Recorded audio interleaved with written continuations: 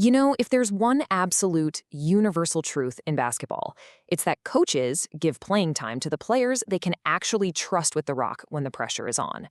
So in this explainer, we're going to dive deep into how totally transforming your ball handling skills can directly translate into earning a lot more minutes on the court. We're pulling together some incredible insights from Pro Skills Basketball and the PhD Hoops program to give you a complete 7-week driveway blueprint that is absolutely going to change your game. Here's our game plan for today. We'll start with the ball handling advantage, cover the core fundamentals, and then walk step by step through the 7-week blueprint, breaking it down from weeks 1 to 3, 4 to 6, and finally, week 7, attack moves. All right, part 1, the ball handling advantage. Let's start with a quick reality check about what it actually takes to play at the next level. Get a load of this staggering statistic. Only about 3.6% of high school boys basketball players go on to compete at any NCAA division. I mean, 3.6%. That means if you want to be in that tiny elite group, you need a serious edge.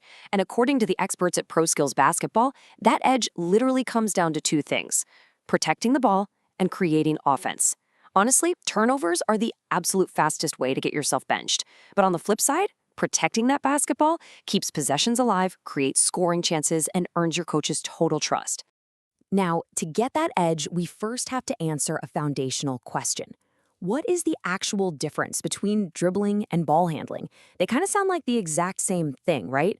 But confusing the two is exactly why some players look like absolute superstars in their driveway, but the second they step into a live game, they turn the ball over.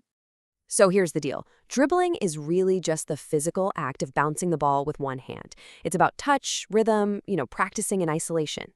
Ball handling, on the other hand, is the whole shebang. It's how you actually apply that dribble in a live game. It's changing your speed, changing direction, shielding the ball against a heavy trap, and reading the defense. Every great ball handling move is built on a clean dribble, for sure. But without that game-like imagination, a simple dribble is pretty much useless. Moving right along to part 2, core fundamentals for mastery. Let's talk about building that essential muscle memory.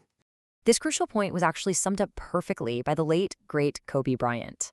When someone asked him why he, literally the best player in the world, was still doing basic, beginner-level drills, he just said, "Because I never get bored with the basics." And that is so profound. Mastery isn't about being flashy. It's about executing the foundational basics so flawlessly that they become completely automatic. So to build those basics, you've got to focus on 4 core habits. First up, fingertip control. You have to control the ball with your finger pads, not your palm. That snaps the ball back to your hand way faster. Second, pound dribbles. You need to pound the rock incredibly hard into the floor, but keep your head up. If you're staring at your shoes, you can't make a basketball play. Third is a low athletic stance. Bend those knees, drop your center of gravity. It shortens the distance the ball travels, making it super hard for a defender to poke it away. And fourth, imagination. Visualize real defenders. Actually picture traps and fast breaks while you're working out. Okay, part 3, the 7-week blueprint. Now that we have the theory down, let's jump into the exact PhD Hoops curriculum that's going to get you there.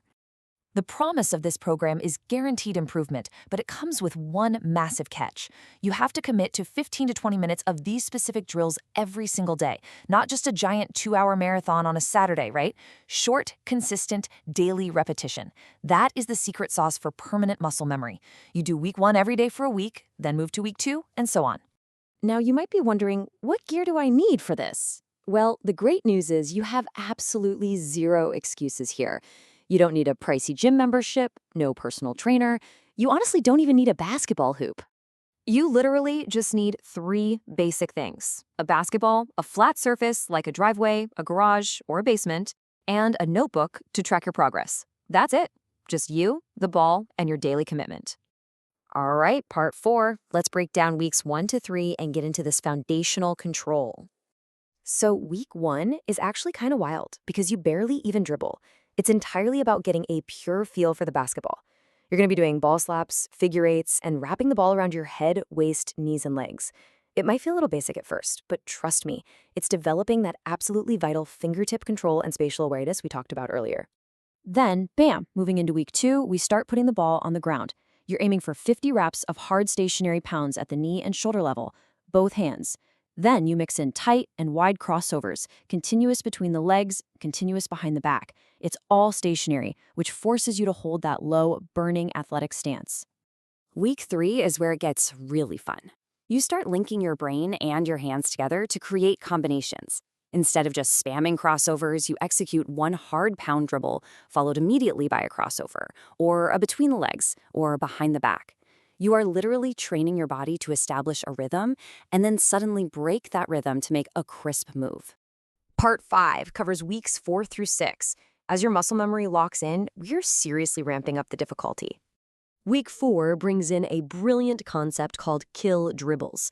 You take 3 high shoulder pounds and then immediately drop into 3 extremely low pounds. This teaches you how to abruptly change your levels. In a real game, dropping your height that fast totally freezes a defender. They think you're about to explode right past them. You'll also start throwing in side-to-side combos, like going side-to-side into a double cross. Jumping right into week 5, you take those kill dribbles and drop them all the way from your knee down to your ankle. Doing that requires some insane core strength and fingertip control. You also graduate to 2-pound continuous combo moves, so 2 hard pounds followed by a fast cross-cross between combination.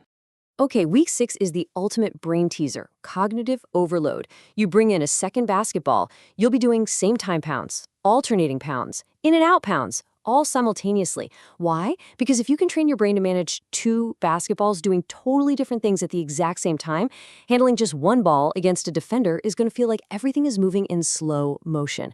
It's a game changer. Finally, Part 6, Week 7, Attack Moves. This is where driveway drills transform into explosive game actions.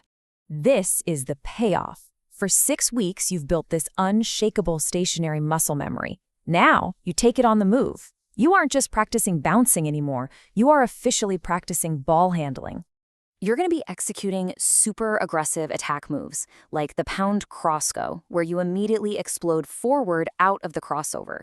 You'll also practice taking 3 hard dribbles forward, doing 2 retreat dribbles, and then exploding with the same hand. This perfectly simulates attacking a defender, realizing they've cut you off or brought a trap, retreating to protect the ball, and then bursting into open space.